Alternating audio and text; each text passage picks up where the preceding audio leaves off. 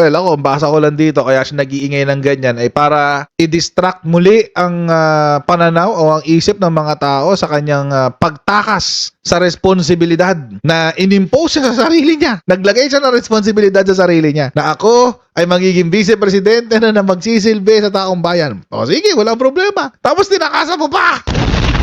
Nagpunta ang Germany para allegedly manood ng Taylor Swift. Allegedly lang yun. Pero alam nyo, hindi niya sinasagot yun. Di ba nag-trending nga yung issue tungkol dyan sa Taylor Swift na yan. Ang nireact niya, yung pagkakakuha ng 75 na pulis sa kanya. Wala siyang nilabas na statement tungkol sa Taylor Swift. Hindi kaya totoo? Para hindi na pag-usapan, Wag na nating pansin.